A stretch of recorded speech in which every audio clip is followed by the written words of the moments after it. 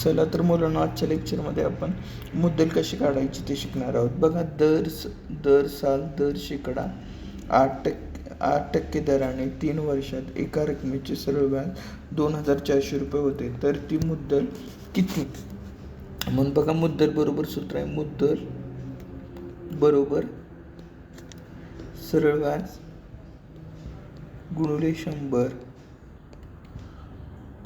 भागिले दर गुणिले कालावधी. म्हणून सरळ व्याज बघा किती दिले. सरळ व्याज दिले 2,400. ओके. दर किती दिलाय? दर दिलाय 8 आणि कालावधी दिलाय 3 वर्ष. म्हणून आता लक्ष द्या, 8ने भागा 24ला.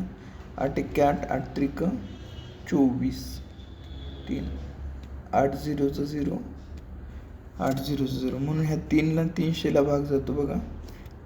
3 1 3, 3ला 0ने भागल्यानंतर 0, तर 3ने 0ला भागल्यानंतर 0, म्हणून 100 आलं. बघा आता इथं 100 राहिलेलं आहे. 100 गुणिले 100 10,000. जे ह्या गणिताचं मुद्दल किती येते तुमच्या? 10,000. मुद्दल बरोबर 10,000. ओके. चॅनलला शेअर, सबस्क्राईब अँड कमेंट करायला विसरू नका. Okay, bye.